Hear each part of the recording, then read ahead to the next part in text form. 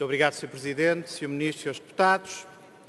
É impossível, no mundo contemporâneo, conceber uma democracia, um sistema democrático, livre e aberto, sem a presença de entidades fiscalizadoras e reguladoras independentes.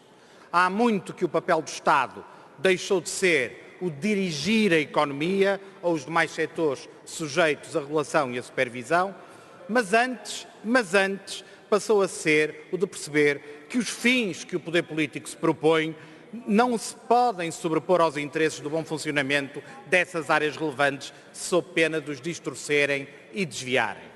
E essa independência das entidades reguladoras e de fiscalização tem que ser entendida nos dois sentidos e não apenas num, Sr. Ministro, conforme afirmou ali do alto daquela tribuna. Essa independência tem que ser feita face aos regulados, supervisionados e fiscalizados, caso contrário, dar-se-á o fenómeno conhecido por captura do regulador, mas também perante o poder político, porque essa é a própria essência e razão de ser da regulação. Em qualquer setor, a sua impermeabilização, ou seja, a faculdade de não ter de aceitar ordens, instruções, aceitar as determinações ou conformar-se com os desejos do poder político. Em suma, a regulação e a fiscalização independentes contrapõem-se ao dirigismo do poder político. O dirigismo restou-se como uma mera recordação histórica de experiências menos democráticas. A regulação e a fiscalização independentes são filhas do melhor aprofundamento da democracia contemporânea e tornou-se característica das sociedades livres e abertas. Ou não será realmente assim? É esta a dúvida que estes últimos dias, estas últimas semanas e estes últimos 16 meses nos têm deixado.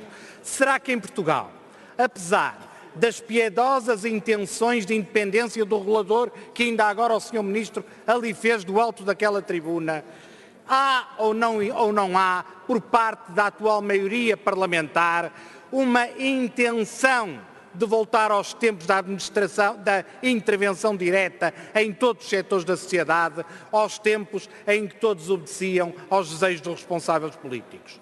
Do lado da extrema-esquerda mais radical, sabemos que o dirigismo nunca foi abandonado. Mas o que dizer deste PS? Partilha ou não este Partido Socialista a desconfiança sobre a independência necessária da regulação com os seus companhões de route que com ele suportam o governo? Diz este PS que apoia a regulação, ainda agora o fez através do Sr. Ministro, a supervisão e a fiscalização independentes, mas já jura ao contrário quando fala enquanto grupo parlamentar. O Presidente e líder do Partido Socialista fez afirmações gravíssimas sobre esta matéria. Alguns dos principais dirigentes do Partido Socialista têm estado, nos últimos dias, em manobras evidentes de intimidação das vozes independentes, dos fiscalizadores e dos reguladores e dos supervisores, e isto é um facto político que não pode ser deixado em claro. O Partido Socialista não pode ter um rosto de Janos, com duas faces. Uma face em que se afirma pró-regulação e pró-independência das instituições e uma outra em que, sorrindo para os seus companheiros da extrema-esquerda radical, se afirma como um partido pró-dirigista que não aceita a independência dessas entidades.